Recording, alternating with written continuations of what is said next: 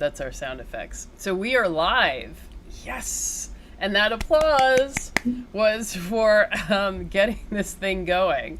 So, and I do apologize to all of our viewers. First of all, welcome back to the Black Carnivore. I guess this is our live stream, so not exactly the podcast, but welcome back to my channel anyway.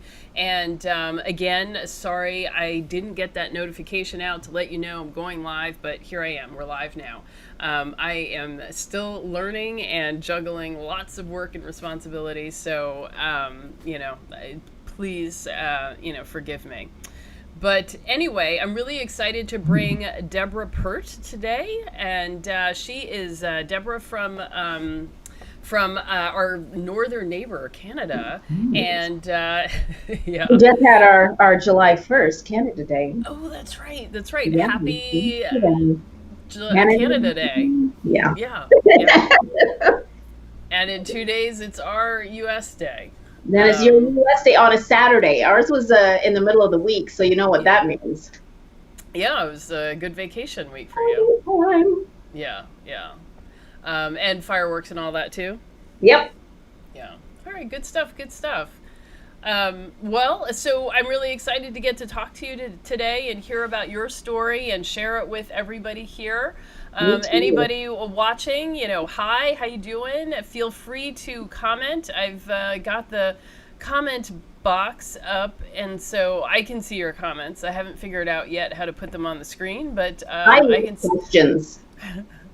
we love questions. Yes, we love questions. Please. And we're, just excited to bring our story to you. So that being said, let's get going. Mm-hmm.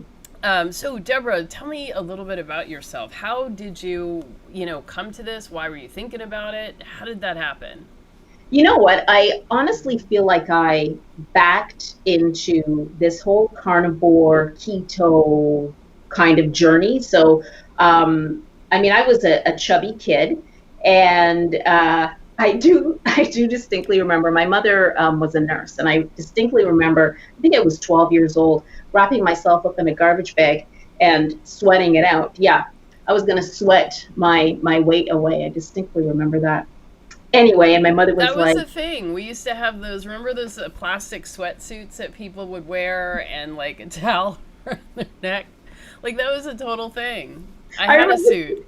I remember sitting there and my mother coming into the room and she's like, what are you doing? And I was like, Mom, I gotta lose some weight. I also remember that whole thing about not eating fat, and we still have that now, right? So I went through the majority of my life not eating fat, and I kind of feel like I'm paying the price for that now, but you did not eat fat. Like there was no fat to be had anywhere. And I also remember my mother saying to me, but Deborah, you need to eat fat. And I'm like, no, because it's gonna make me fat. She's like, but you have to eat fat. It's like, no. So I really think that not having fat really affected my body. So, I was a chubby kid. Then when I got into adulthood, into college, what's like in college, eating a lot of garbage food. I distinctly remember in my 20s when I had my first job, drinking a coffee in the morning, a slice of pizza at lunch, and that was it. Wow. It was unbelievable. And I remember I got down to 110 pounds. Didn't look good, okay? And the thing about that was my friends said, wow, you look great. It's 110 pounds. Wow. 5'3", but 110 pounds. There's nothing great about that, right? So I think that's the farthest down the scale I've been in terms of weight. But, then I started eating, and I would eat cookies and ice cream. Like that was my main food category: cookies, ice cream, all the good stuff that just make you feel so warm inside. And would be gaining weight. So I was steadily gaining weight and then decided, it's time to start losing the weight. And this is over a long span of time. So what's the best way to do that? That's to count calories and to exercise like mad, which is what I did. And in turn, I was constantly white knuckling it. Yes, I was losing weight, but it certainly wasn't healthy, but that's what you did. And I thought it was healthy. I thought I was eating healthy. As long as I was within 1,100 calories or 1,200 calories, it was okay, right? So I could have that 100-calorie bag of popcorn, which, when you think about it, you're spending so much more on those little single serving sizes of foods than if you were to buy the big thing. Nonetheless, I was eating that stuff, losing weight, gaining weight, losing weight, gaining weight. And then how did I even find paleo? I don't really remember how I found paleo at all, but paleo taught me how to clean up my diet, right? So I was still eating a lot of carbohydrates, but it was about eating no processed foods at all. But the sugar was still there. I distinctly remember stevia. And I remember that for lunch, so every week, I would make like a vat of chili. No bean chili, okay, with the ground beef in it. I'd put, tomatoes in there, and that's how it started. But as time went on and I kept making this chili, more and more stuff went into the chili, including apples, including stevia. Yeah. Sorry, apples? Apples. In chili. But it's paleo, right? But I Uh-huh. had to get it sweeter and sweeter. And I remember too going to lunch. So I'd be at work and I'd be like, oh, I gotta eat that chili. I gotta eat that chili because it's sweet. It just kept getting sweeter and sweeter. And all of the vegetables I was putting into the chili, I couldn't digest that stuff. Okay. It was bad. So, so with that, I was white knuckling it. And I ended up volunteering. I had a volunteer position and I had to bring my lunch with me. So I, for whatever reason, wasn't bringing my chili. I think it's because I didn't have time to make my vat of chili. So I ended up bringing chicken breast. And eating the chicken breast, I started to get a taste in my mouth. I did some research, found out that they were ketones. What are these ketones? That's how I backed myself into the keto diet. Well, there wasn't a lot written about the keto diet at the time. So this is like, I guess, 2015. Not a lot out there, but I found myself a YouTube guru. So the YouTube guru told me how to get into ketosis. And ketosis was the be-all, end-all. I had to be in ketosis. But my body was sick, right? My body was sick. There was a lot of healing that had to be done. And as I mentioned, I didn't eat fat. So now in turn, not eating fat and then giving myself over 200 grams of fat a day didn't fare well. Wait, so how did you get to that number, 200 grams? That's what the guru said. Well, Amy, the guru said that. Did they give you an equation, or did they just say that number? Oh, no, there was no equation. It was you need to have 200 grams of fat a day in order to get into ketosis. So I was doing the keto sticks, I was measuring, but I had no calculation, right? So it was like, oh, your ketone should be about 3.6 millimole, and but I had no calculation. I had no way of figuring out what my goal actually was. And it was so strange because it was like I had a blind patch, like there was this blind spot, something that I couldn't figure out. But I had to get into ketosis, whatever that was. So I'm making the ketones, but I'm still not in ketosis. But I'm making these ketones, but you're still not in ketosis. And how was the person defining what was ketosis if you're making ketones? By how you feel. By how you feel, right? And I felt lousy. say, with 200 grams of fat. Yes, I That's a felt lot. lousy. Yes. And Yeah. what I then ended up doing was I went the route of seeing a naturopath. Uh-huh. So I saw the naturopath and I ended up on all of these supplements. So yeah, Really? it's crazy. I spent so much money on this naturopath and these supplements. It was unbelievable. But you have to be careful with the supplements because Yeah. you don't want to spike your insulin. You can't eat too much protein because you don't want to spike your insulin. You don't want your ketones to go down. It was just Yeah. madness. So I couldn't do it any longer. I couldn't process the fat, and you know what I mean. I couldn't. Yes. Couldn't process the fat. So I quit. I quit. And it was so strange because felt such a sense of relief when I finally quit. And Mhm. within a week, I lost 5 pounds. And then I sat at about 150 pounds. And I didn't go So back to. wait, I'm sorry, you had gone from 110 back up to 150. Oh, so over a long duration of time. So Uh-huh. I was 110 when I was in college, but Mhm. like this is over like decades, right? Yeah. This journey has been over decades. This whole weight thing from me sitting in my garbage bag to now is decades. So that was a very up and down kind of Mhm. thing. And I think I reached at least 210 Uh, before trying paleo and keto. So through you're very paleo, slender. Like I can't even imagine you at that size. yeah, I got some pictures.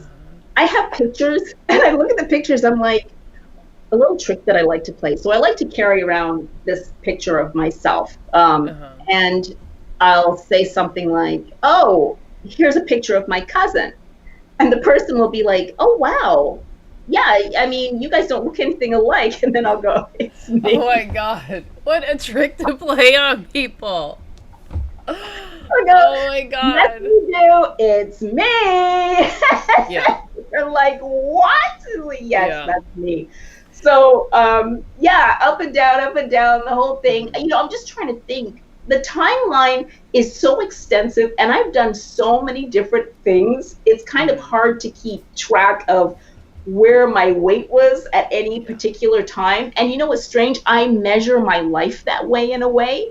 When I think back to something, it's just something that comes in my head was, well, gosh, I think I was 200 pounds at that time, or I think I was 165. Isn't that strange?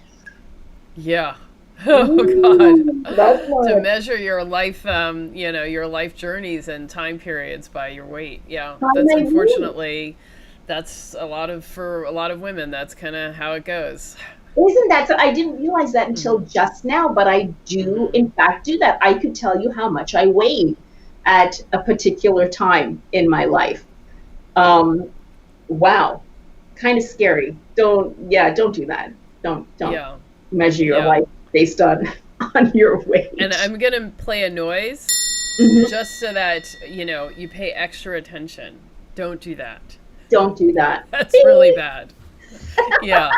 All right, that was enough of me playing around with some of these controls. So we have a comment from Chase. Hey, it's Mm. great to see you again. Hi, So Kate. Chase often pops by on my channel, so it's really nice to see you and to say hi. So Chase writes, I'm having trouble figuring out how to get enough fat in diet, IBSD, and fat being a trigger. What strategies do you recommend?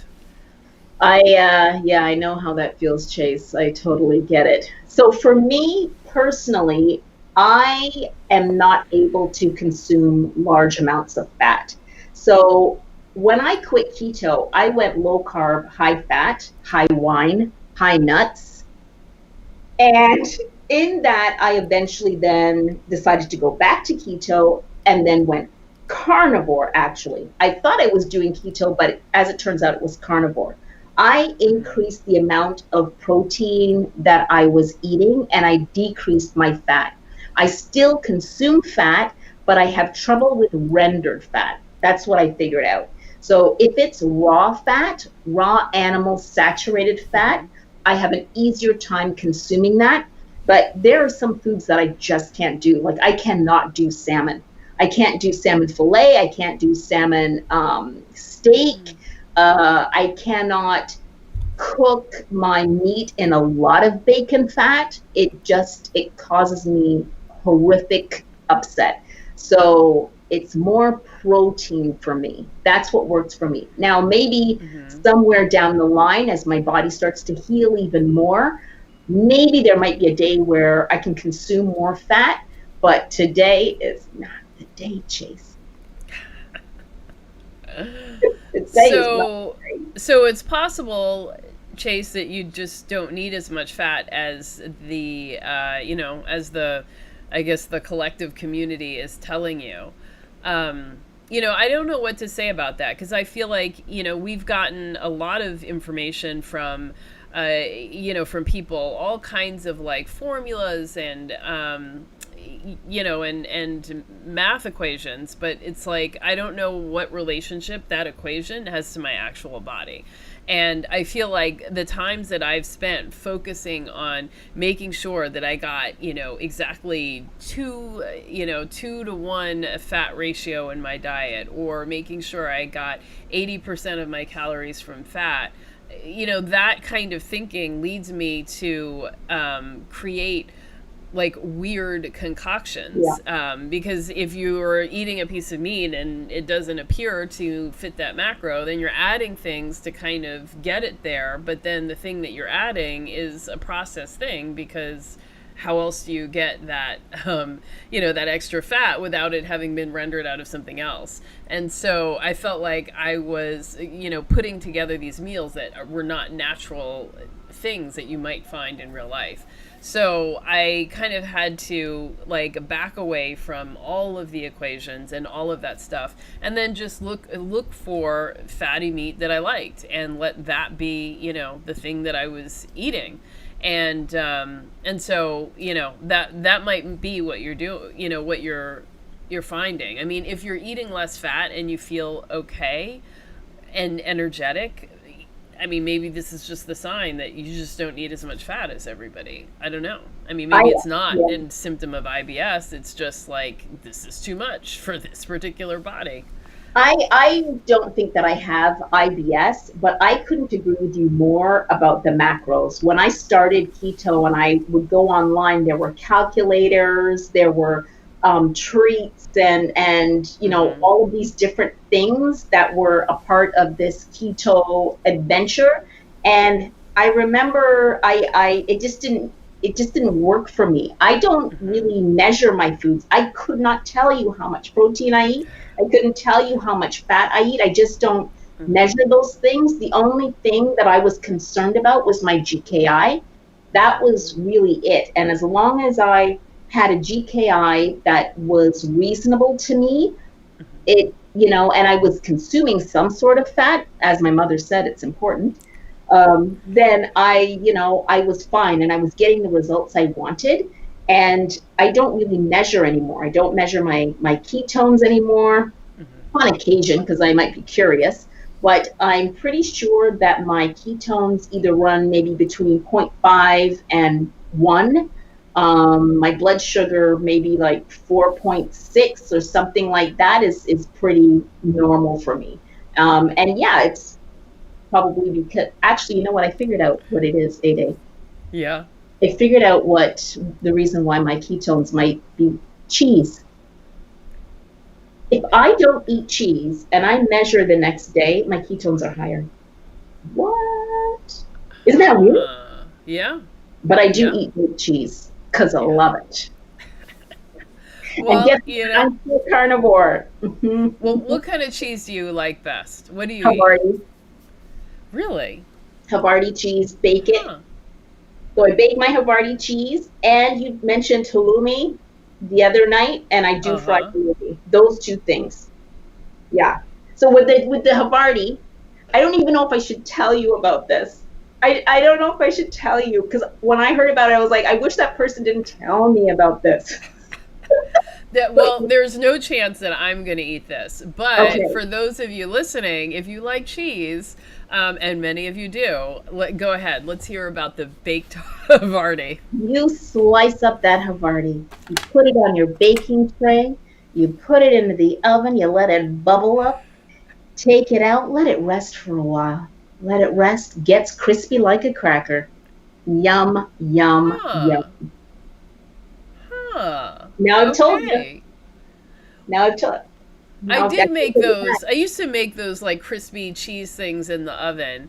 And yeah, I wish I had not done that. Because then I would find I would go through like, 4, 6, 8 ounces of cheese in a day. And that was too much. It's funny. I'm okay with it. I'd have to say that those little cheese things are the only things that make me go, However, Yeah. there does come a time. So let's say I've had cheese for 3 days. On the fourth day, I'm kind of like, which is really interesting. It's Yeah. not the way I used to binge eat. My body's just, I'm like, forget it. I don't need the cheese tonight. Cool, eh? Yeah. Absolutely. Yeah. Well, good. I'm glad you're able to kind of slow down on that. Mm-hmm. Now, I did figure out one thing, how to put a comment on the screen. So I don't know if you can see that, but I think everybody else can. So I wanted to say thank you, RBN Young One. Let's see, the comment is, "Hi, beautiful ladies, just saying hello, and that I'm so happy that you are having this convo. Also, I'm so mad at apples in the chili." Yeah. Yeah. To me, that was pretty stunning. I mean, and as a kid, I used to think, why do they ruin chili with beans? Like, why can't you just put beef and tomatoes Right? in it? But beans are not paleo. Apples are. Yeah. Yeah. It made no sense whatsoever. I just had to get that stuff sweet. That's all that mattered. Yeah. Well, see, but that's why you should have been using Prego, because that's the spaghetti sauce that has the highest amount of sugar. Yeah. Oh, does it really? Yeah. Oh, Yeah. okay. All right. And let's see, Black Health Media says hello, and Sarah Sapien says, "Hi, girls. What do you know about hot flashes and night sweats and stuff like that?" Well,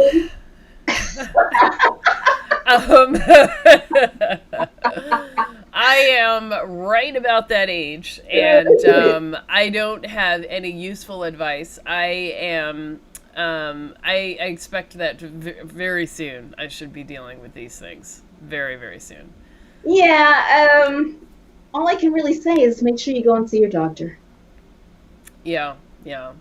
And I don't know, the best we can do is eat the right diet, and that will hopefully resolve a lot of things and keep hormones in check. Hormones is like, getting hormones out of whack is they're very important for women, and we've got a lot going on, so it's very complex, and the more we mess around with what we're eating, the worse things can become. And when they're really deranged, then we're gonna go through a menopause that is much, much more difficult. So I have heard about the hot flashes, and the night sweats. So you have my deepest sympathies, and I am hopeful that I won't struggle, but I suspect I'm gonna experience these things very shortly. The other thing I wanted to add is I kind of wish that I knew about this when I was younger, when I was wrapping myself up in a garbage bag.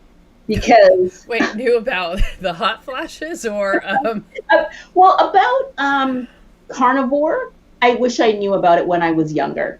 Rather than putting my body through what I did, I think that as you get older, the seriousness of getting a grasp on your health just weighs down more and more.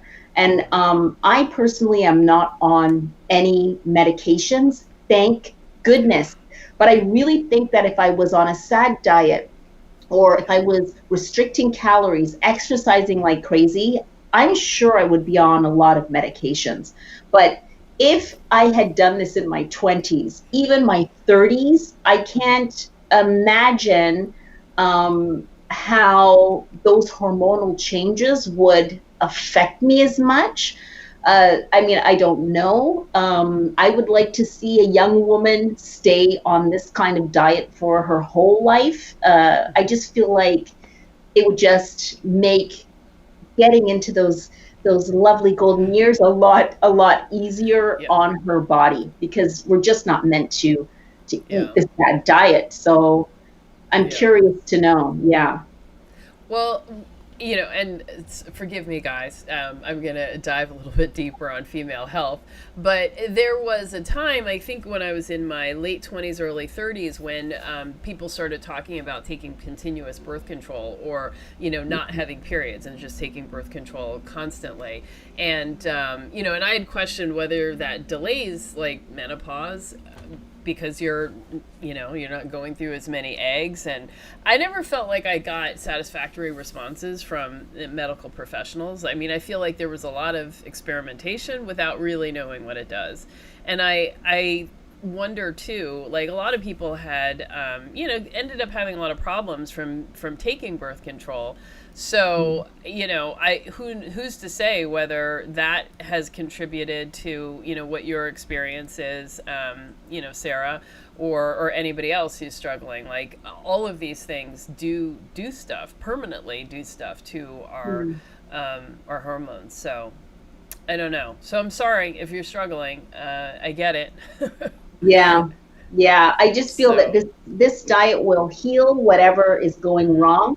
And it may take time. I mean, I'm still healing. Like, there's some stuff happening where I'm like, oh, okay, I just found a new superpower, right? And there's a new superpower. And I wish I felt like this in my 20s. Yeah. Really if only I had known or appreciated, because I was certainly in better health and shape back then, and it's just like, oh, this is whatever, Mm-hmm. Yeah. I mean, as they say, the youth is wasted on the young. So I would be so much more judicious with my good health if I were, I would use my body just much more effectively if we were moving back in time. But, oh well. And maybe I wouldn't drink as much. Maybe. Yeah, I wouldn't have started smoking cigarettes. I smoke cigarettes too. Yeah. You and I have good stuff. Common, Yeah. I used to smoke cigarettes. Who was that? Yeah. Well, everybody did. Like, when I was growing up, like, that was just sort of like a cool thing to do, and that's what people did. So it was in the movies. Now I think back, man, you don't see cigarettes. you don't see a lot of the stuff we used to see. Yeah. So. But it's good something to be able to quit sugar and nicotine. Yeah. So, I'm glad that I quit smoking cigarettes. Like, there's no upside to that. And to those people who are smoking, exercising, and doing carnivore, that's all I have to. Actually, I did have a conversation with an unnamed smoker that who's carnivore, and I said, if nothing else, like, aside from the disease that we're facing right now in the world, and your smoking increasing your likelihood or the difficulties that you'll face if you were to get the disease, in addition to that, like, nicotine forces your body to release blood sugar into your bloodstream, and that's why when you smoke you lose your appetite. So I said to him, like, if you care about being in ketosis, each time you smoke, it's as if you're eating a Hershey Kiss. And so it may not knock you out of ketosis, but it means that you are not as firmly into it as you might need to be. And that might be why you may have continued cravings and stuff like that. So you don't think of smoking as the same as like eating M&Ms, but it kind of is. So for anybody watching, quit smoking. Again, I feel your pain. I loved smoking. It was a great thing, a great activity, but there's no upside to it, unfortunately. I was really resentful of that relationship I had with cigarettes. I resented it. I was like, every time I go out, I have to bring you and matches or a lighter. Well, yeah, it did require, a purse, a lot of pocket things going on. There was like, that was one of the things when I first quit. I was like, oh, at least I don't have to carry all this stuff. Like, I can walk around with like my keys and nothing else. Freedom. Yeah.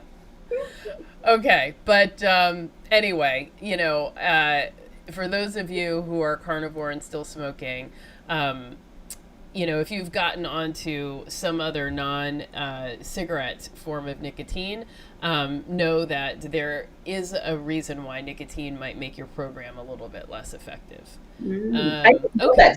That's interesting. Yeah. Okay, so Black Health Media says there's some people dealing with gut issues and constipation when first starting carnivore. So what do you recommend to resolve the issue? Constipation wasn't an issue for me. I had the opposite issue. But I'm guessing that I want to say increasing fat and water is what I want to say, because it sounds to me like that issue might be the opposite issue to me eating too much fat. Mm-hmm. I don't know. Yeah. I didn't have, that problem wasn't mine either. So, but I think that I was listening to a lot of the instructions about what my macros should be and what how much I should eat and how much protein I should eat and all of that. And so I think a lot of that is what contributed, instead of just listening to my stomach say, hey, that was great, I'm done. Thanks. Mm-hmm. So like, when I would go out to a restaurant or if I buy a steak, I'd make the whole steak, and then I don't like reheated meat. So like, I like it only cooked once, and then that's kind of it. So if I cook a whole steak, then it's like, well, I'm going to eat the whole thing because it's all made now, and I'm not going to eat it later. So I'm just going to eat it. And then I've got like a 2-pound steak, and people say, oh, I eat a whole steak. And I'm like, trying my way through it. And I'm like, how do people do this? I can't eat 2 pounds of meat at once. I can eat a whole steak. Now, you mentioned, I don't know, do you eat the meat cold? I don't like cold food, period. So I had bought spare ribs, short ribs, not spare ribs, short ribs, cooked them. They were really fatty, so I couldn't eat all of them. Mm-hmm. Put them in the fridge. I don't know why. The next day I ate them cold. Ooh, it was good.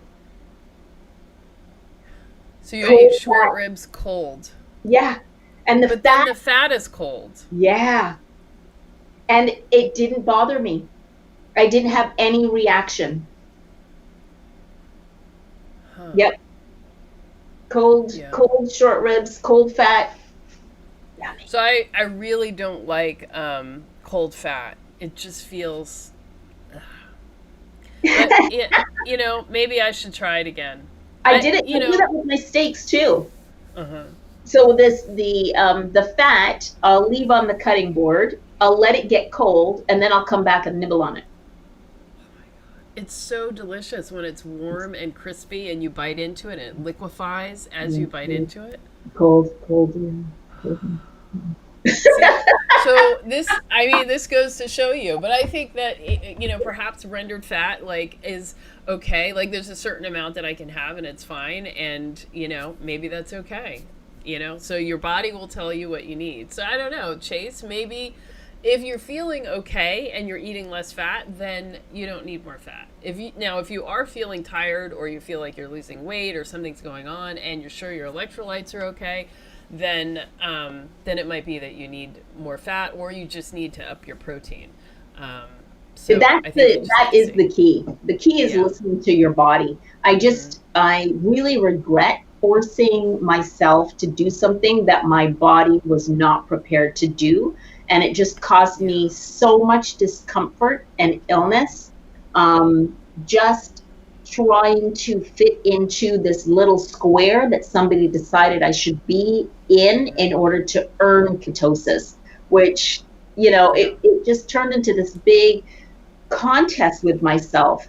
Every day, like I would measure my ketones and my blood sugar maybe twice a day. It was just ridiculous, and compare it to the day before. And And I think a part of it was falling back to that old measuring of calories and exercising, right? Because there's a lot of calculation involved in that too. So I feel like I fell back into that whole keeping track of everything. And when you get to carnivore, it's just freedom. I'm free. And I know I've mentioned that to you before. It's just that sense of freedom. I don't have to count anything anymore.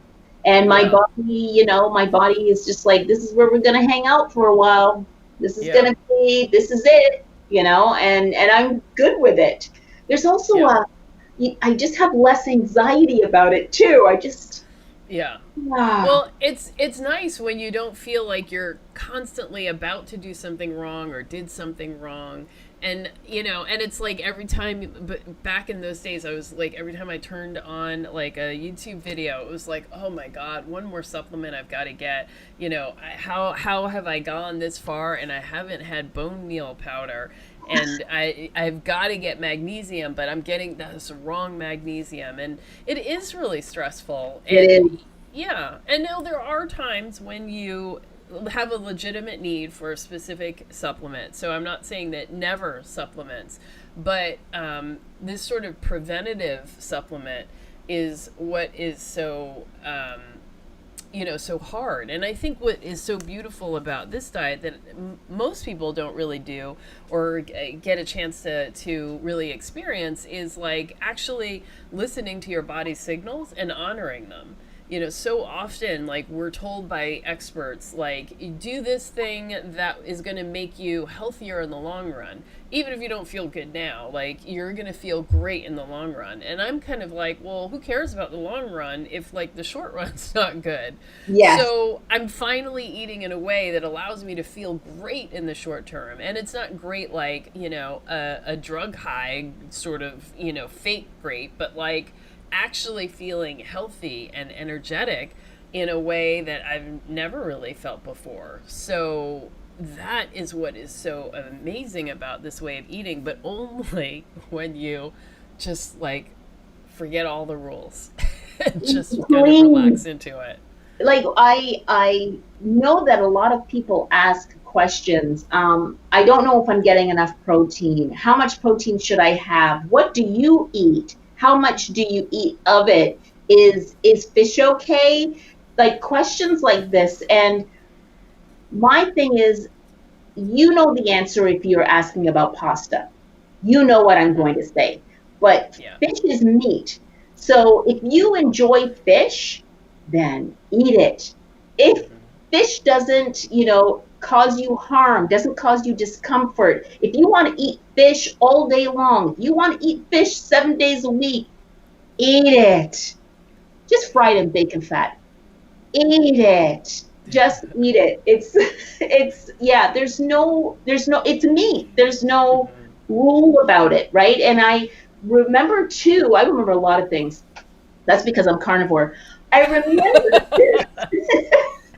how when I first started, it was all about nose to tail. You have to do nose to tail. You gotta eat the pigtail. You gotta eat the hooves. You gotta eat this and that. I'm like, oh, okay, I gotta get all the organs in and all the and that. Yeah. And then I heard other people saying, well, I just eat steak. And I was like, I don't like liver. I just eat steak. Yeah. You just eat steak? Really? Like, are you allowed to? Of course they're allowed to do it. Of course they're allowed to just eat steak. Of course I know. They just eat liver. Like if they're able to just eat liver, then just eat liver. Mm-hmm. Like there's no hard and fast rule to this. The only rule, you can't eat potatoes. Yeah. You can't do that. But you do have a fantastic recipe for liver, right? So I do. So what do I like to do? You share that, and then we're going to go through a couple more comments that have popped up. But go ahead and share the recipe. Now, the part that I didn't mention to you before was that you need to soak your liver in milk or cream. Okay. Soak the liver in milk or cream, then pat the liver dry. Take some eggs with the yolk, whip them up. Put the liver into the egg. Then roll them in crushed up pork rinds. roll them in those rinds. Make sure in your frying pan you have your bacon fat melted and ready to go. Then you just toss it in there, you fry that up. Flip it over after 3 minutes, fry the other side, and you've got some tasty, let's call them strudel liver. Strudel liver with pork rinds. Okay, so for all of you who are listening, liver is no doubt, liver is very healthy. And if you look at the charts, like in terms of, the nutrients and everything in it, it's a very nutrient dense food. So if you're able to get some down, it is never a bad idea. It may not be required, but it's there as an option. So I think that Deborah's option is, or her recipe is, that could be a really good way to go about it. It could be a good way to get your liver in. Yeah. Right? The other and organ sometimes, is bone marrow. That's the other organ. And so sometimes, when I make things that have the pork rind breadcrumb type replacement, you can either just take a bag of breadcrumbs, and I've used like a rolling pin and just go over it, and it's really quick and easy. Like, it doesn't take long to get that fine powder, but you can also purchase it. So I have had Bacon's Air pork panko. I don't have an affiliate code, but I'm just sharing that with you. I don't get anything for that, but they're good. It's a good product. It's already done. It makes it easy, but it's good stuff. It's good stuff. I also eat liver naked too. Not naked. I mean naked liver.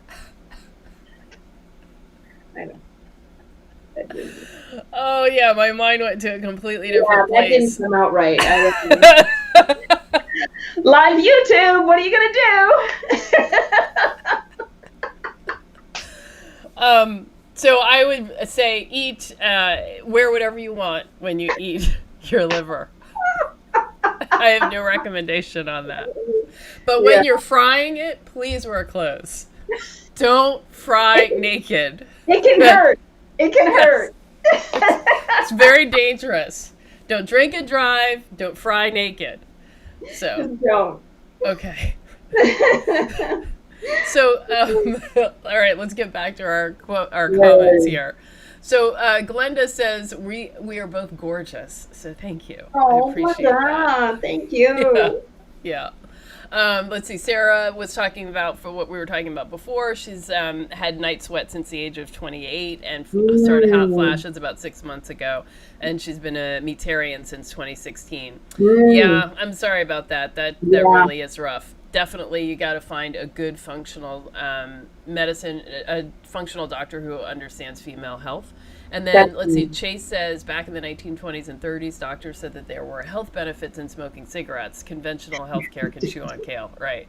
Actually, I remember reading an article. They used to say that cigarettes were helpful for coughs, because when you smoke, the part of the smoke and what's in it, it paralyzes the little cilia that are in your lungs that help constantly clean stuff out. So when you smoke, it paralyzes it. So it does stop you from coughing, but that coughing is designed to cough out the stuff that you inhaled, your previous cigarette. Oh, wow. Yeah. So they used to say that because it was true. Like, smokers wake up with like a morning cough, but it's because their cilia are coming back to life and trying to clean up what happened yesterday. Yeah. So not good. Don't smoke. Wow. Let's see. And Black Health Media says, you could could be new gut microbes with the higher consumption of protein. Gut issues pretty much goes away once the microbes normalize. So carnivore is the best to eliminate most gut issues. Totally agree. Yeah. Yeah. A lot of things are happening in the beginning. I think that I ate too much protein and that upset my stomach. Sometimes it could be too much fat, and and certainly for Deborah it was too much fat, and then for some people it's too much salt in one sitting. Some people it's too much water while you eat, because that can dilute the stomach acid and make it difficult to digest meat as well. So all kinds of things can be going on. So you definitely a little patience and a little listening to the signals. And be careful on the line, right? Like the line. That's definitely going to disrupt the signals. Yeah. Yeah. I mean, and unfortunately, alcohol is sugar. It Mm-hmm. is sugar, and that's how your body kind of deals with it. So it's going to do all the same things to you that sugar does, and probably also increase your cravings and stuff as well. So, yeah. Okay. Uh-huh. I just speaking of wine makes me think about travel and traveling as a carnivore. Yeah. And I'm just wondering if any of our viewers, anybody's taking part, travels at all, if they've ever had trouble traveling as a carnivore. I know for myself, the first time I traveled as a carnivore, um, I was a little nervous about it. I was like, I don't know, where am I going to eat? What am I going to eat? And actually, most of the time, I was fasted, which is interesting, and it was pretty easy. So, for anybody out there who's concerned about traveling, even though I know we can't right now, Hmm. but when we can again, it's just know that your ability to fast will be your best friend. And I went on a trip. I'm sure she won't be watching this, but I went on a trip with my vegan friend, and she was pretty much eating, I'd say, every hour, every 2 hours. We had to go where Wow. she could get vegan food, and a lot of these places were Italian restaurants that really didn't have anything for me. Their meatballs would have bread in it or something. And I pretty much fasted most of the time that we were away so Hmm. that she could consume Hmm. the vegan food. Aren't I a great friend? You are. I mean, I love that we can go longer without eating, Mm-hmm. without it being like an essential. Okay, so Shell F says, "Hi everybody," and large picture. Hey, wow, awesome. A lot of a lot of conversation here. So Shell F says she's gonna try the liver recipe, and so will Glenda, and large You can picture. Are you do it gonna with try it fish too? too. What did you You can say? do it with fish. You can do it with like tilapia or anything else.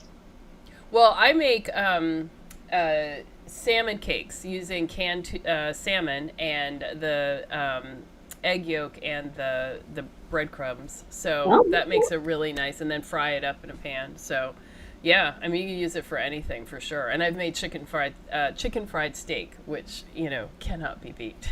okay. Yeah. Let's see, Sarah. Yeah, in large picture is gonna make the recipe, but not naked.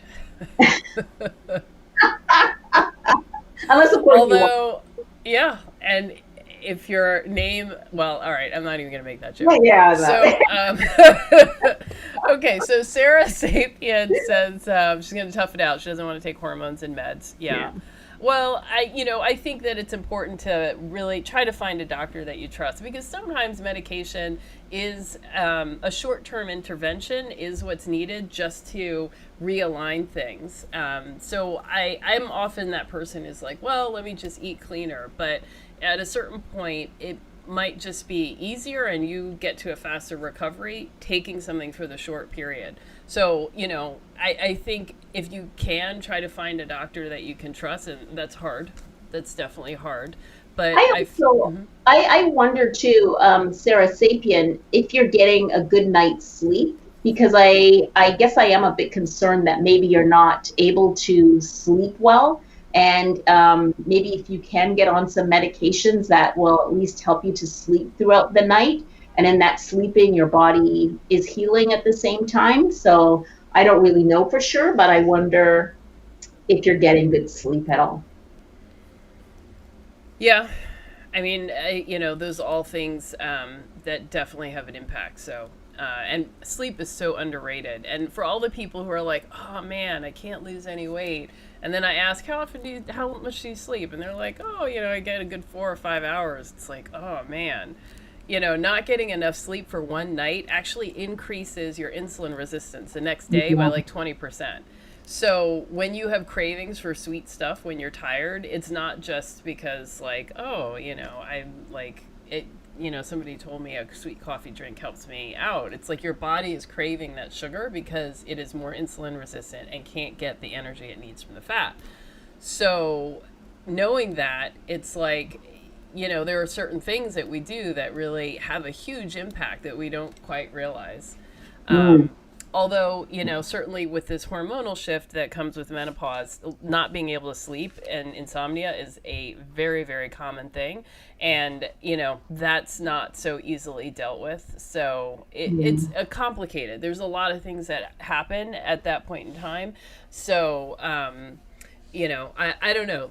Sarah, I would say, like, see if you can't find somebody to talk to about that before you decide not to take anything. Um, okay, and Caden says, how long do you think the adjustment period takes when beginning? And I've heard carnivore diet works for SIBO. Yeah, definitely. So for me, I came from keto, so I wasn't, totally starting out fresh. I think if I were trying to get into ketosis and switching and going into carnivore, I mean that's kind of a big leap. So I don't know. I think it probably took 6 weeks for me to get fat adapted.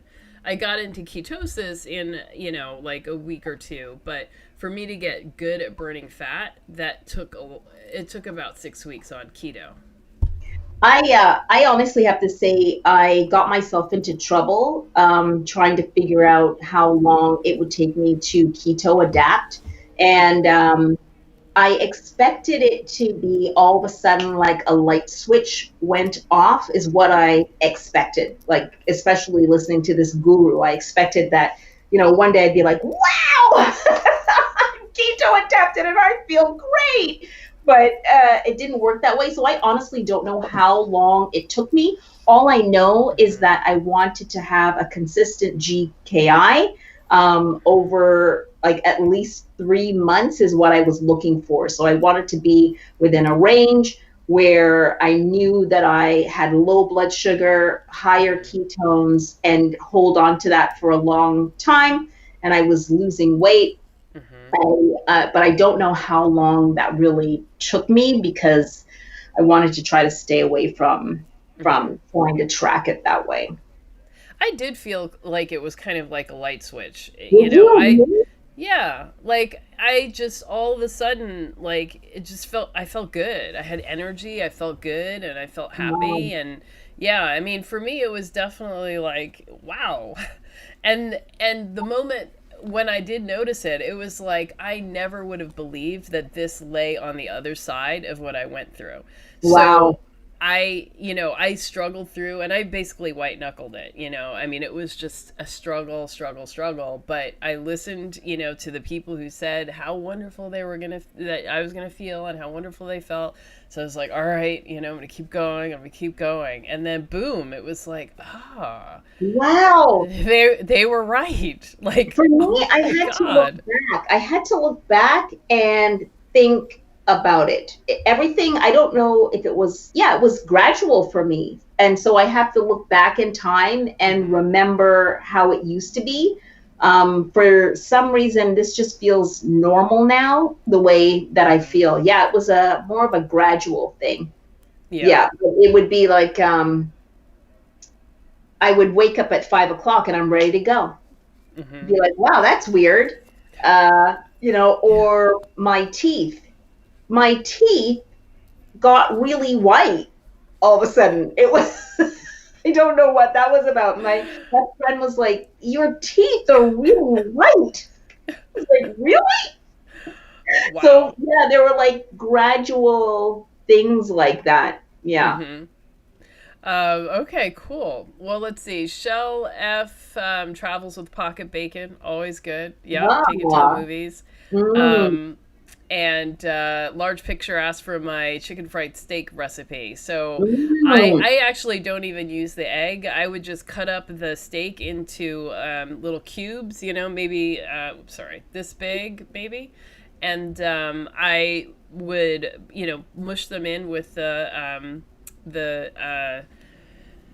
what is it, the pork rind, and then I put it in the air fryer and fry it for 6 maybe 7 minutes. So it's real quick, There it real is. easy. Yeah. But you could fry it in a pan as well. Let's see. Sarah Sapien says she works 12-hour days and nights. Night sweats, hot flashes equals not much sleep. Yeah. Wow, you sound like a nurse. Yeah. You know, the people who work 12-hour shifts, man, that's rough stuff. It is. I feel for you. My mommy was. Mhm. Oh, nice. Cool. So Shell F says it took her 4 months to even register ketones. Wow. Yeah. It didn't take me that long, but it was, it was definitely a while. It took a while.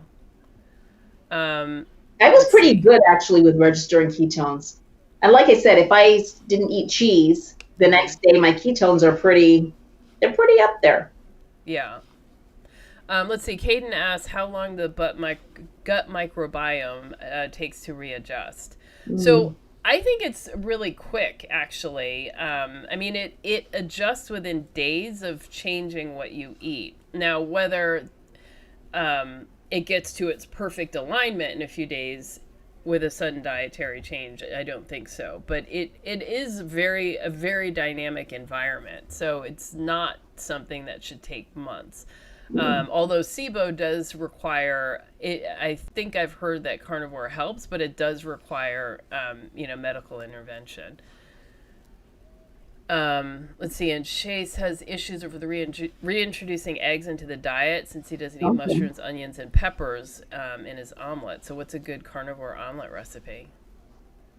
I never, I don't really put anything in eggs. Butter. No, I don't put cheese. Anything. I cook it in bacon fat, like I cook everything else in bacon fat. Salt, I honestly just fry them. I don't even do like an omelet thing. I just crack it in there. That's about it. If I were to do scrambled eggs, I would maybe do 2 or 3 eggs with 3 yolks and then maybe 1 white and whip it up, scramble them up. Yeah. I don't know. I just do scrambled eggs, or sometimes I put ground beef in, or if I have some other kind of, maybe smoked salmon, that might be good. That might be interesting. Oh, and pancetta. So I like to get the diced pancetta, which is basically, Italian pork belly, or it's pork belly Italian style. And so I would fry that up and then mix that in. Well, this was in the old days. I would fry it up and mix it in the pancake batter and then make pancakes. So the bacon is right in there with the pancakes. Okay. But in the afterlife, in the better life, mixing it in with eggs is also amazing. Yeah. Okay, so Black Health Media says, so the gut microbiome adjustment is 2 weeks coming from a vegan diet, but it could be longer, 4 to 6 weeks. It's worth it to push through. Yeah. So I don't know. I take everything I say with a grain of salt for sure. So Black Health Media has certainly the experience of going from vegan. I've tried. I have at times of my life been vegan, but I really could only maintain it for days at a time before I would have something that was of animal origin. So I was always a failed vegan, which preys on the mind too, because it's like I've made this decision to do this thing and now I can't do it. I have never been vegetarian or vegan. There was a time where I went through this soy thing because I thought soy was healthy because that's what we were told. So I went through eating everything soy burgers, soy, you name it, it was soy. And I've never been in so much pain in my life. Yeah. Oh my God. And I quit the soy. I think I went to my doctor and I think she was like, well, it's the soy. Like, what are you doing? And so why are you eating truckloads of soy every day? and I quit it. And I think it had been maybe 2 weeks later. And I was here at my mom's house and this was when I was still sad. And she made me toast and she put some margarine on it.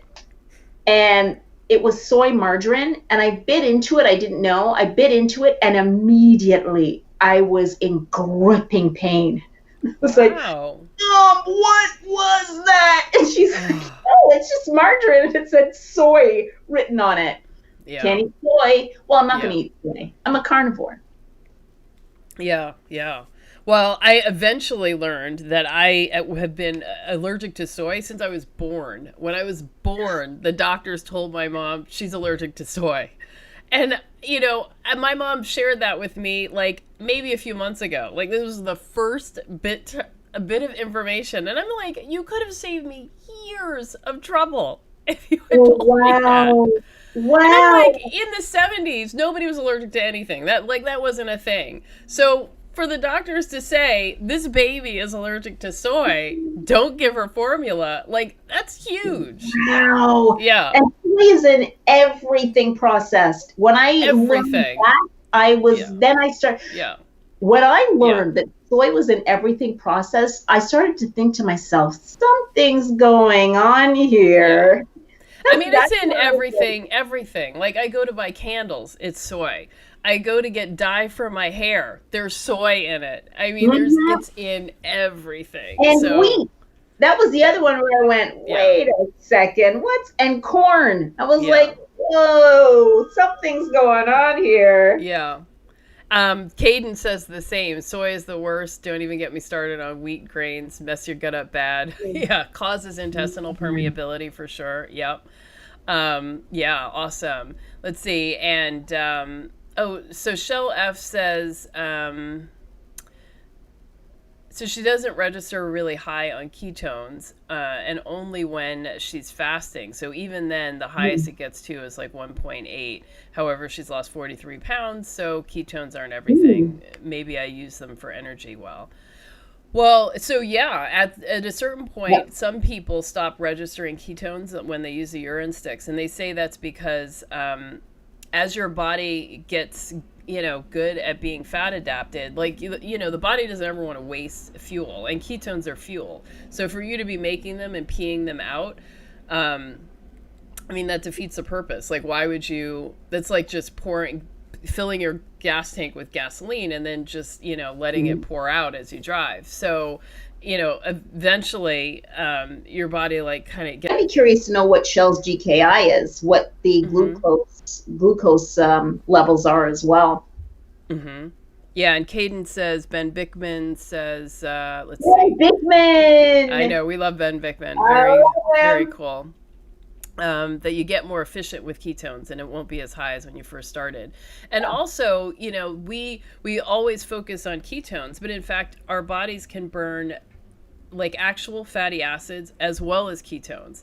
So at a certain point, we're relying on ketones, but there's no measure for how much fatty acid we're burning. So we don't, have a way of measuring that. So we're focusing on ketones, but it may just be that your body's proportion of energy that's coming from ketones versus the actual fat, that's what's changing. And we just don't have a way to measure the other stuff. So when I got closer to my desired weight, I noticed that I couldn't register those ketones anymore. Mm-hmm. And I started to get concerned because I'd get as high as 1 millimolar. But then I realized, wait a minute, it doesn't matter because I'm here now. So something was definitely going on with my body where it just balanced itself out. Yeah. And that's what you're supposed to do. You're like, why waste energy? That's just like, that's like not putting insulation or turning on the air conditioner and opening all the windows. It's just, it's stupid. Yeah. Yep. So, okay, Shell's got to go. All right, we'll see you soon. Bye, but definitely, I'm going to put this up on the YouTube channel so you can always watch it later. Glenda hates the taste of soy. Ditto, absolutely. I hate it now, Glenda. Yeah.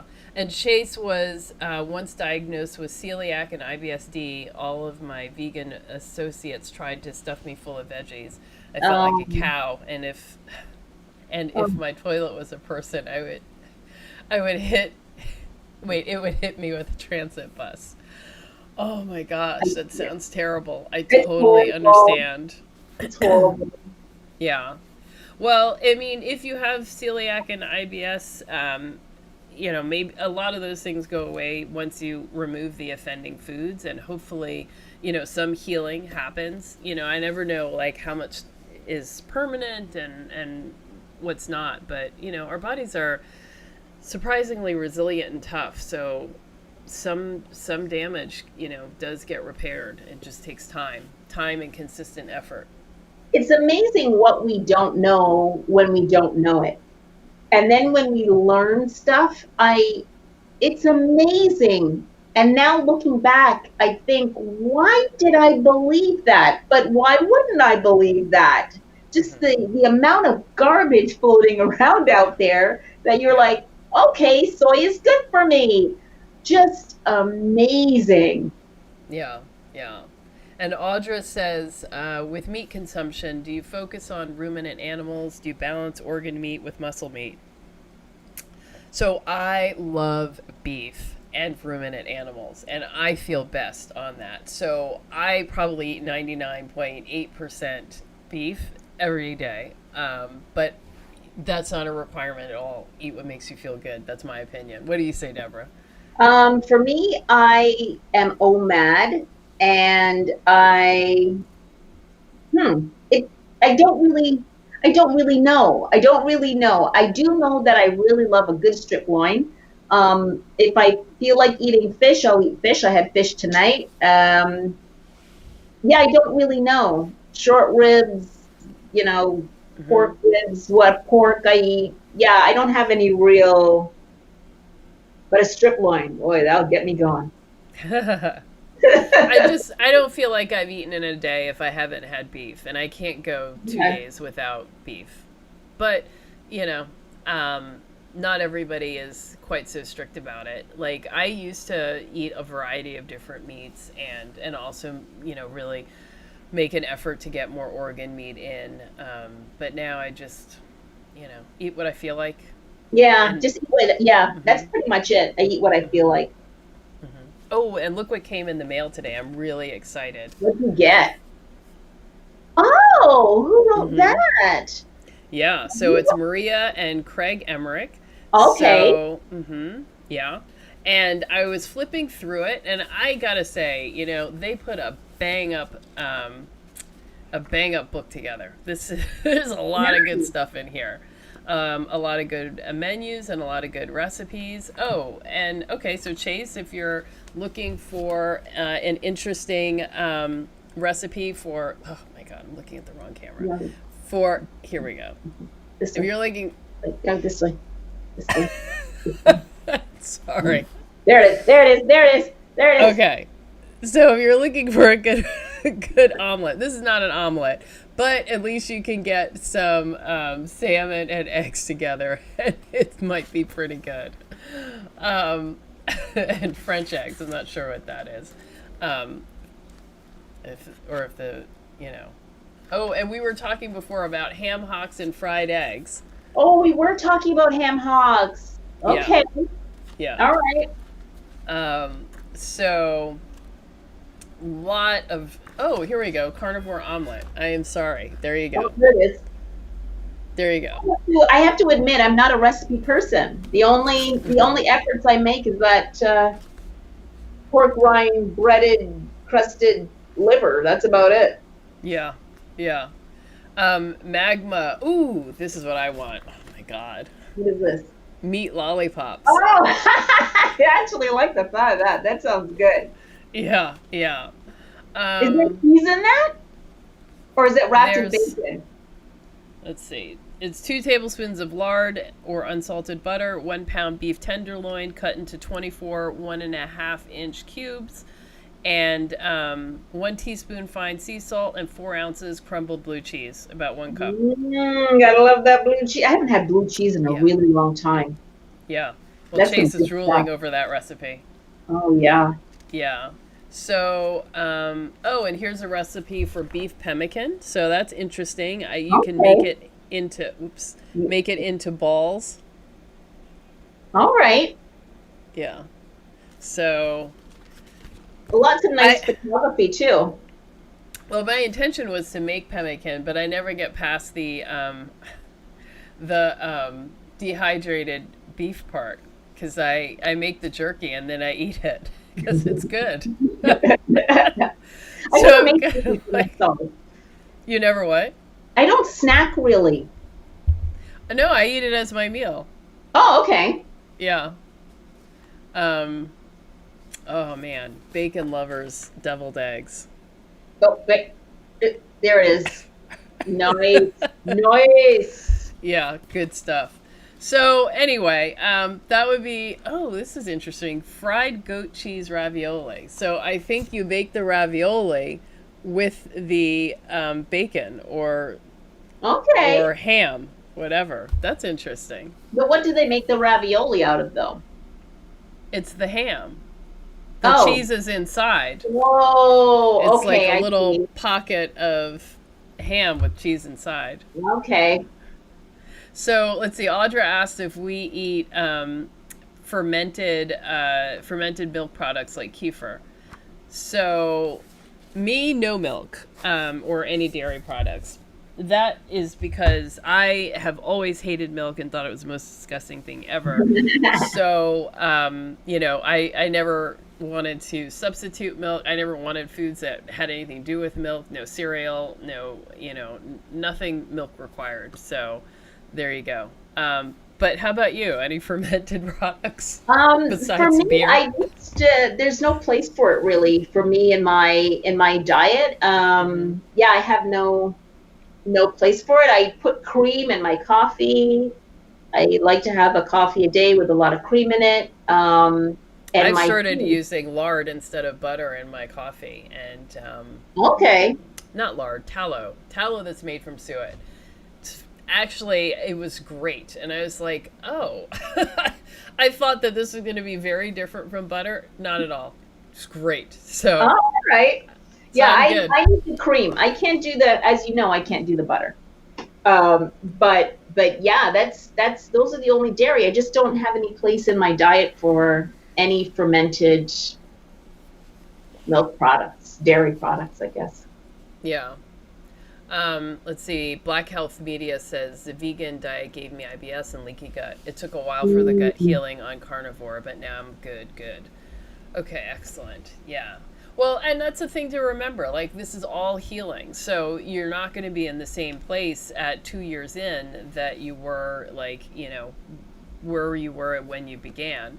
And I have to say that for me, when I started carnivore, I mean, I had already lost all this weight. I was already healthier than I was when I began keto, but I Yeah. still saw a lot of health benefits. And by the time I hit the 6 month mark, I felt like I had hit the peak of my healing.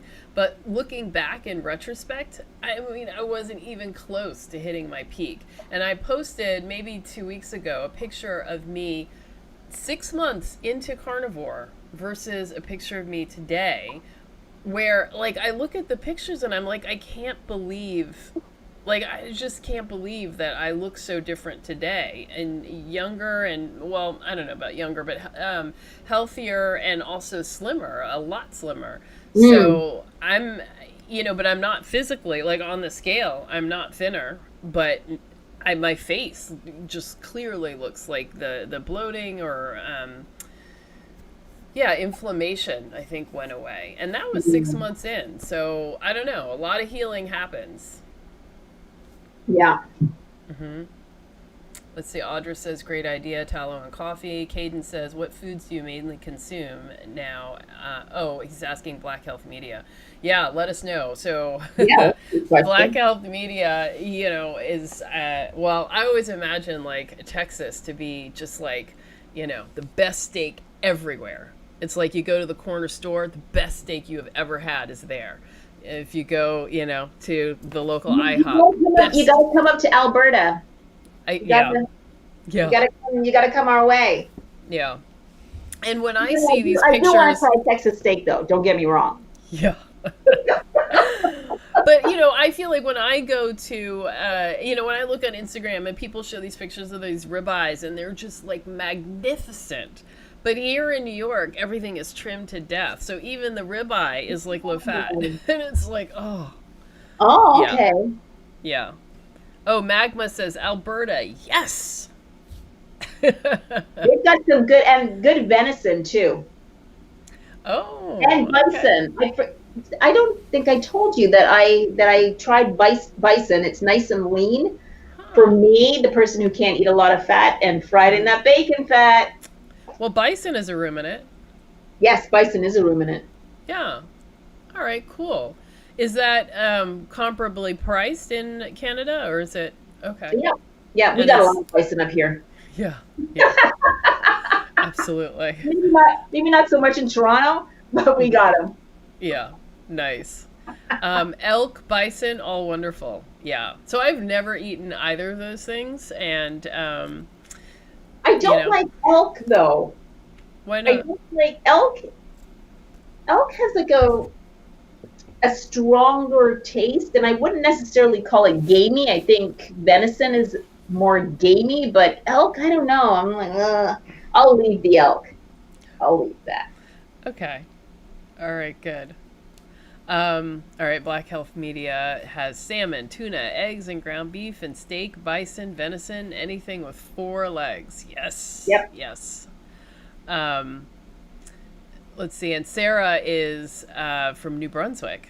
Wow. Hey, Sarah, Awesome. So Canada is you in the fellow house. Canadian. I was going to come to New Brunswick, Sarah, this summer. I was supposed to go to New Brunswick. It didn't happen because of the COVIDs. Yeah. Oh boy. Well, this is 2020 has been a year of pause. Yes. So, yeah. But we have had an opportunity to get a bit healthier, to clean up our diet.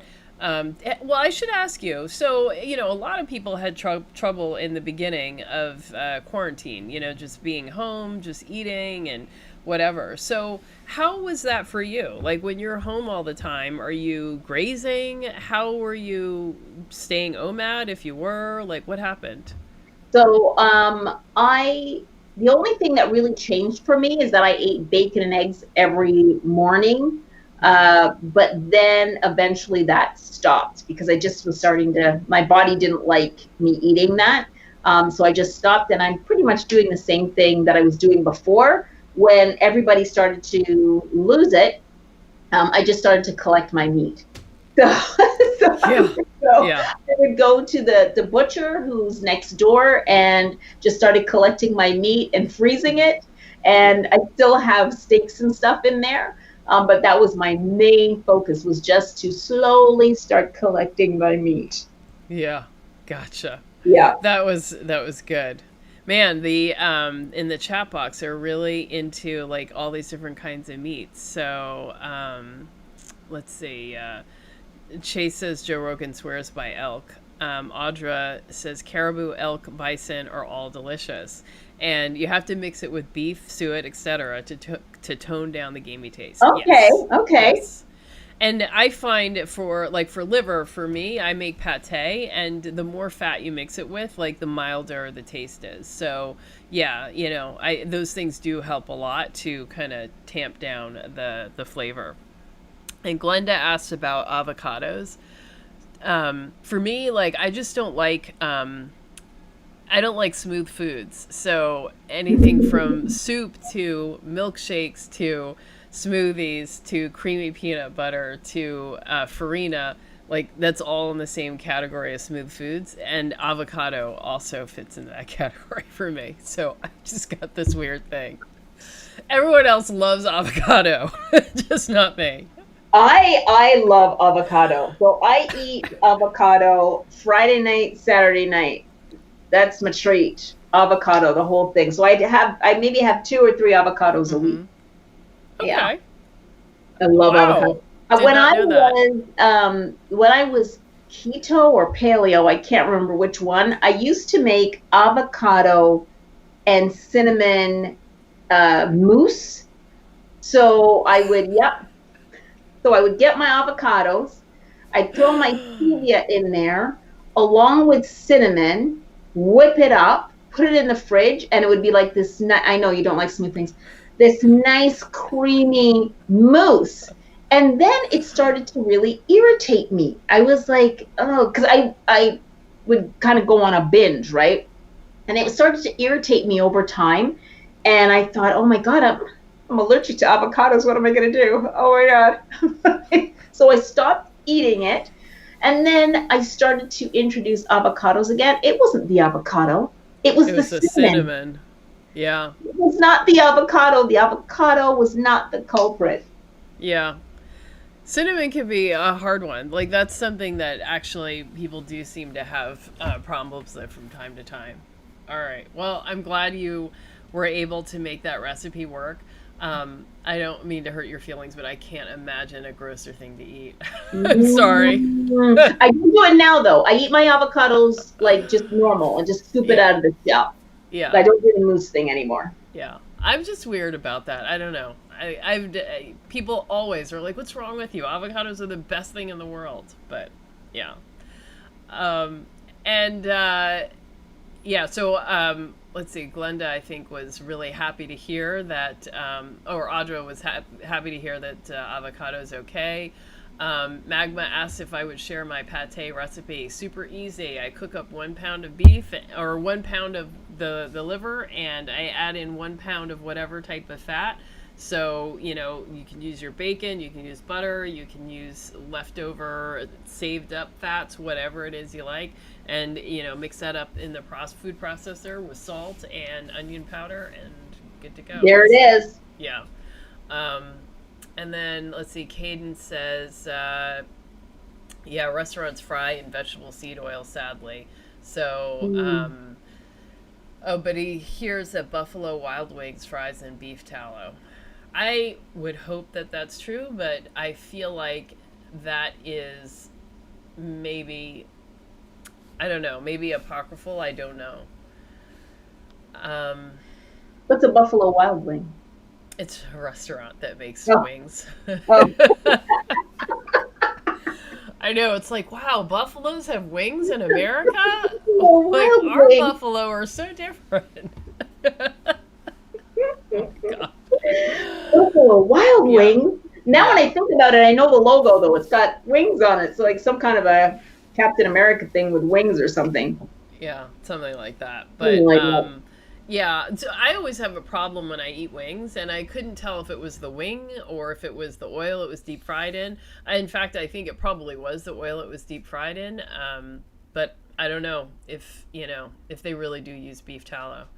I know Um, for me that when I go out and eat, I just know that whatever it is going to be fried in polyunsaturated fat. And I try my best to keep away from it, but I just know that if I'm going out, no matter what it is, it's going to be in vegetable oil. yeah. And I find I get very inflamed when I eat it, so I can absolutely tell. Mm, Yeah. mm, So I'm like less and less enthusiastic about eating out. yeah. I go to, you know, I can get like smoked food at a barbecue place or something like that, but almost everything is going to be coming in contact with vegetable oils. Yeah. Um, yeah, and so Caden says, yeah, I avoid eating out. Only exception would be birthdays or occasions. And Or gotta when let them somebody know else is you're allergic. treating. When What? somebody is treating, that's the other time. Yeah, yeah. There you go. There it is. Let's see. Audra says, "Have we ever eaten cod liver oil in a can?" I'm curious but leery. I think you should try all things. Honestly, got to try everything once. I've never heard of that. Of trying things or No, canned? no, cod liver oil in a can? No, no, canned. Well, canned cod liver. It comes in its own oil, but cod liver is like This an is actual liver. a whole new world. I have never heard of this. Yeah. So I've ordered the cans of cod liver as a way to try to get liver in. And I found the actual taste is pretty mild. It doesn't have the texture or taste problem that beef liver has. But to me, it tastes like a can of cat food. Oh. So in an apocalypse, going straight for the cans. But in everyday life, it's just not going to happen. And I tried one of the cans. I was like, I can't eat this. Let me try giving it to my dog, who, you know, loves all things meat and everything. And she kind of sniffed at it, looked at me, and walked away. So I was like, okay, if the dog who will eat anything won't eat it, like, I guess this is, I don't know. I don't know. It's good as a weapon in the apocalypse. Mm-hmm. That's about you can just throw that can. I mean, it is edible, you know. So, yeah, Audra, you could try making pate with the cod liver. There's a lot of oil in it.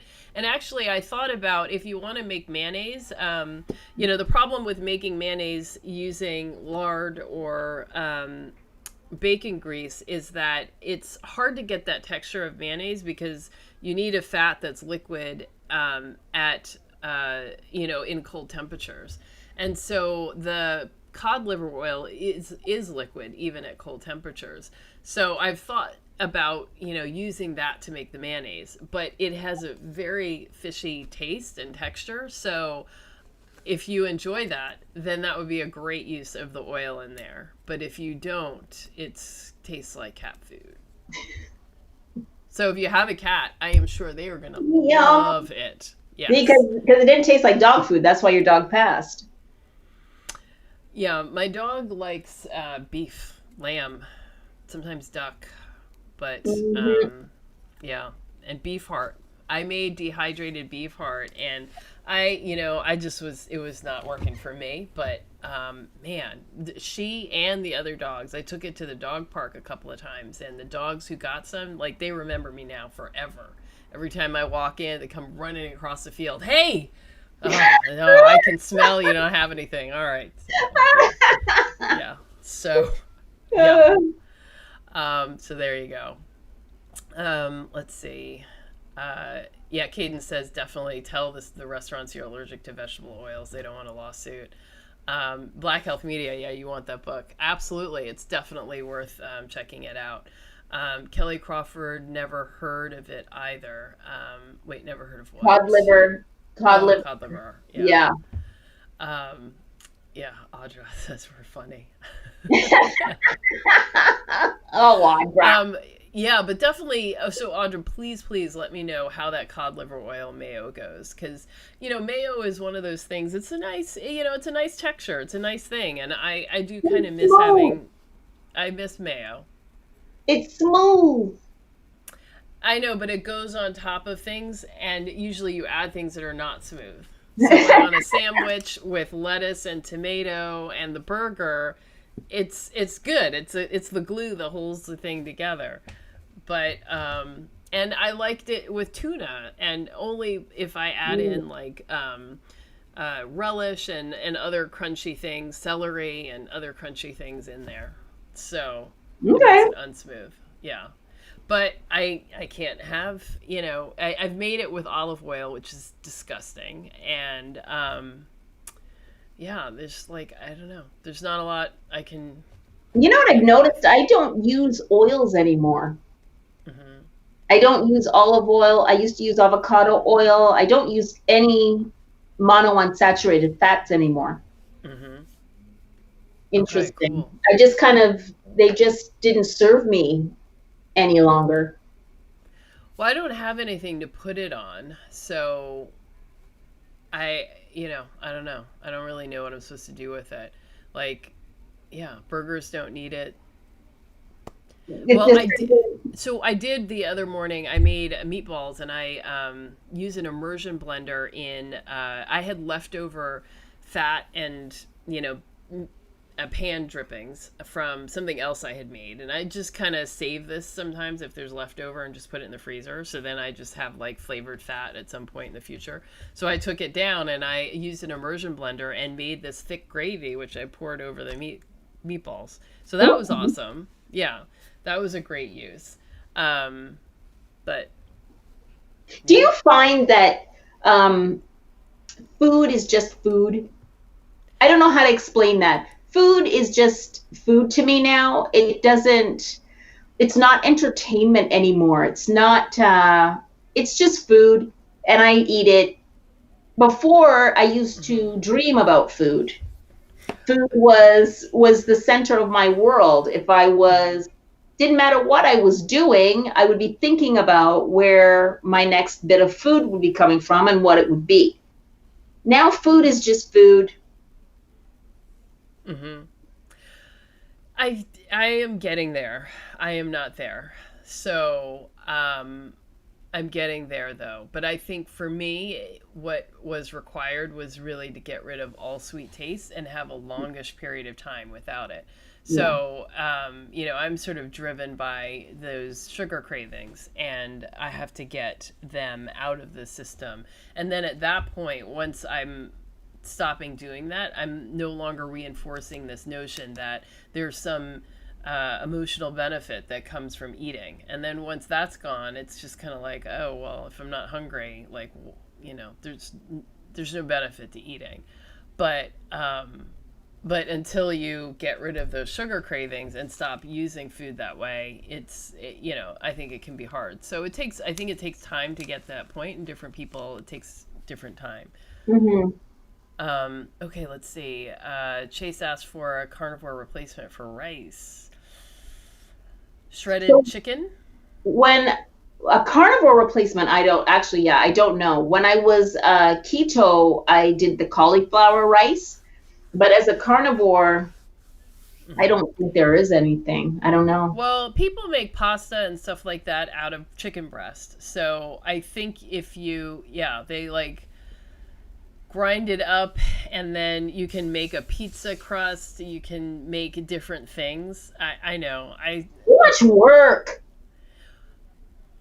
You can make a chaffle, I think, out of it. So that might be a thought. I bet you, I'm not going to flip through it right now, but I bet you there's something in here. And if you can't find it in the cookbook, I would just go to their website, because Maria Emmerich does like tons of cookbooks and cooking and all of that stuff. Like, that's been her jam.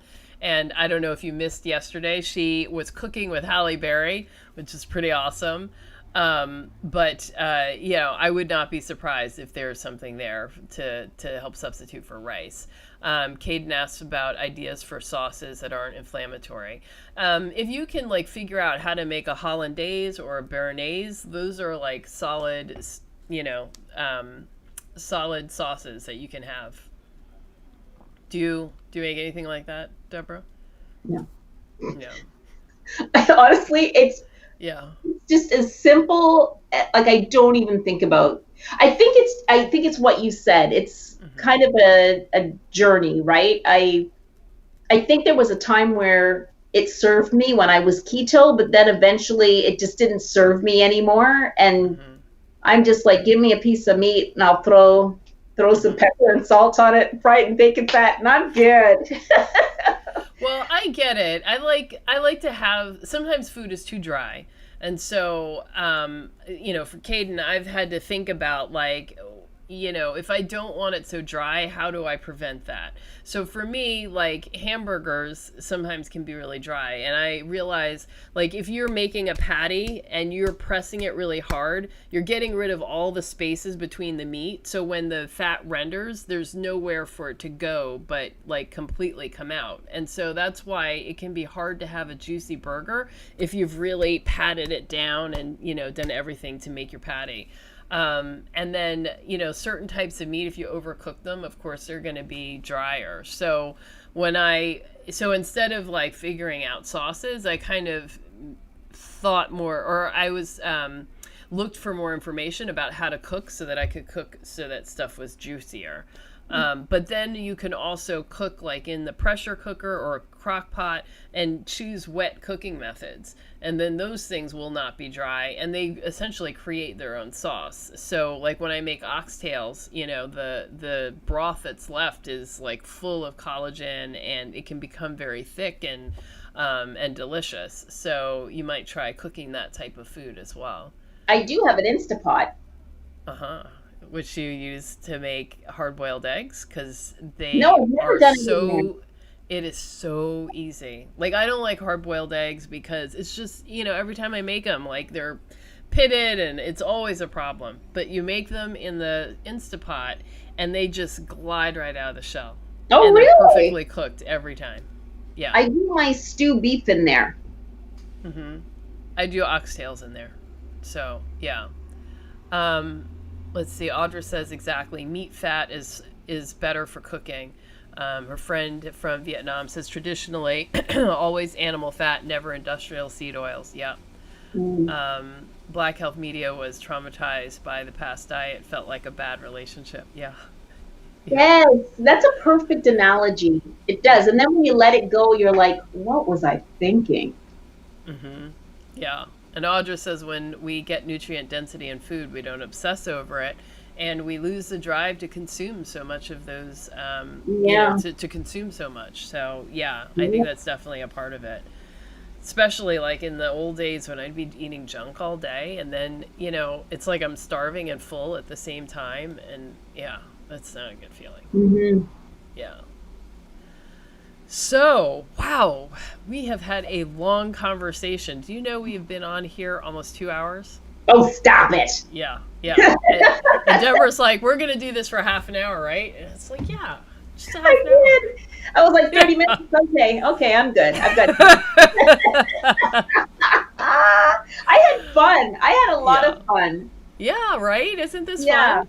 Yeah. So I really want to do this. And this was, I had talked about this too with Black Health Media, like maybe having a bunch of us on to talk about a particular topic. And I don't know if those of you who are on, what you think about this, but like sugar cravings is a question that a lot of people like deal with and struggle with. And it would be great to have like 6 different people come on and talk about their experience. And we're all very different in terms of how, um, wow, whoops.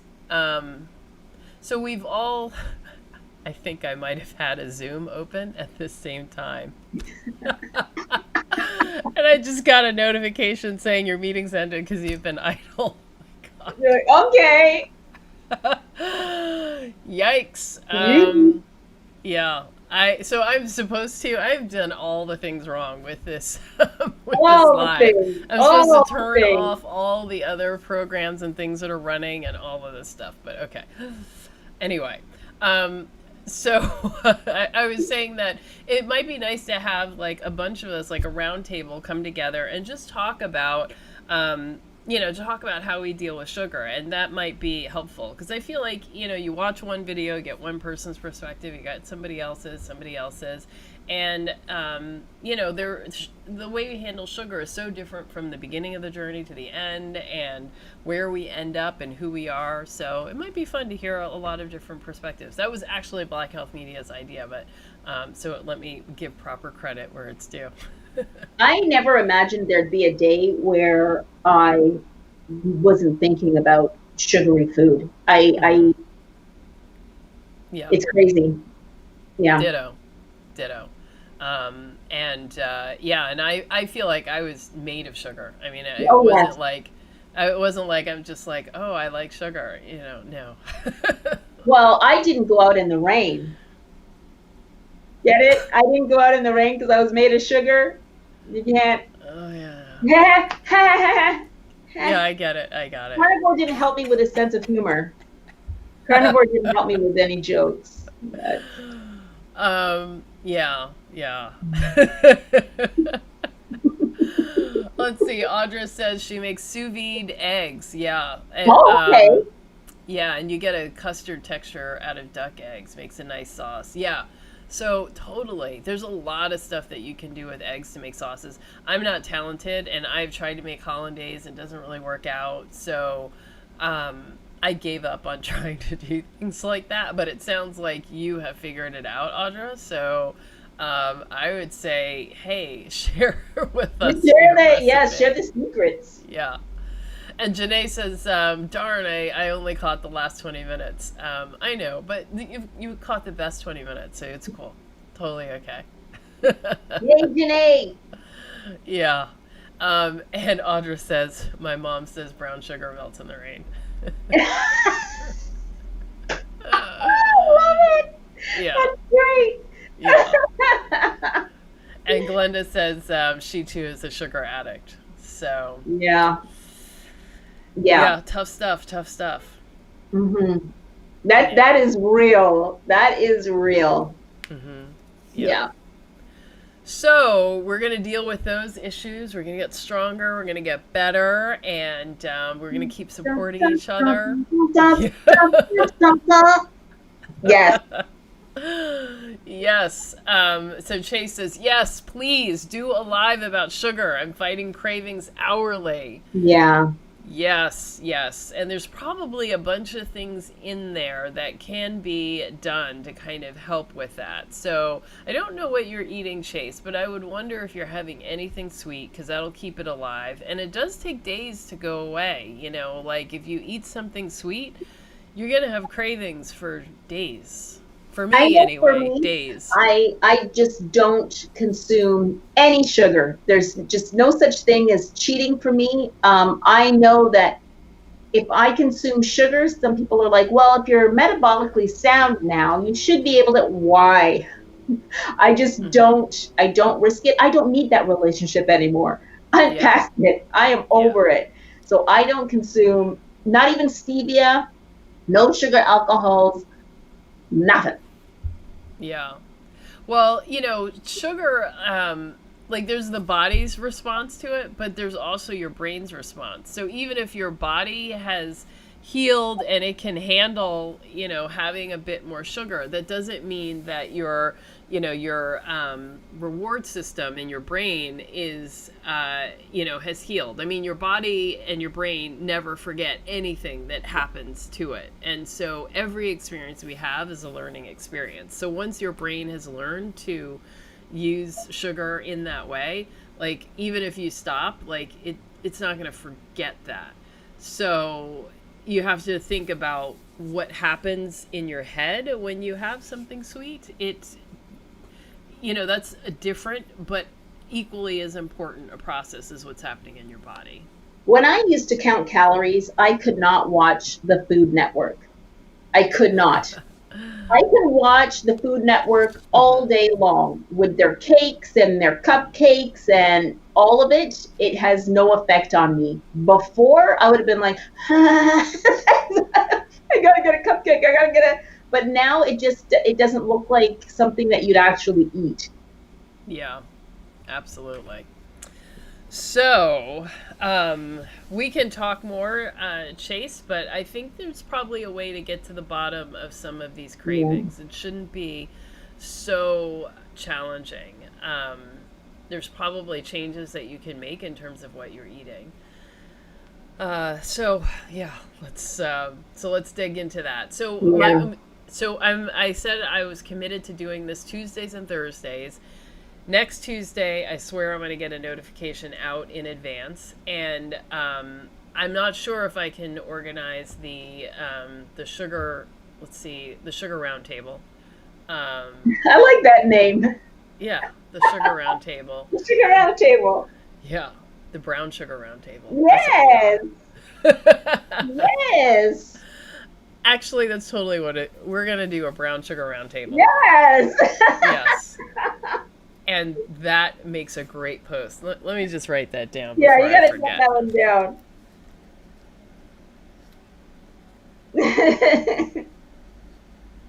Okay.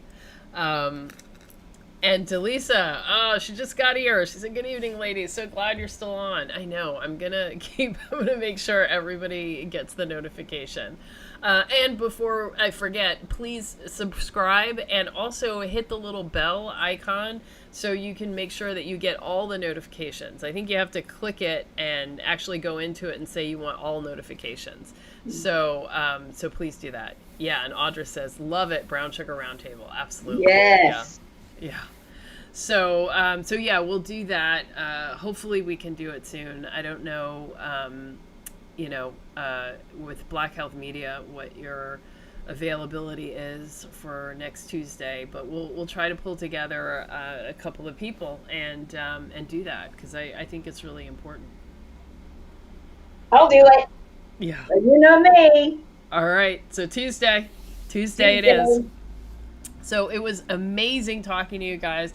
Thank you for sticking it out this whole 2 hours. This was pretty amazing. I really had such a fun time talking with all of you. I really, really enjoyed it, and I will do it again soon. I had fun. Yep. Thank you. All right. Bye, everybody. Bye.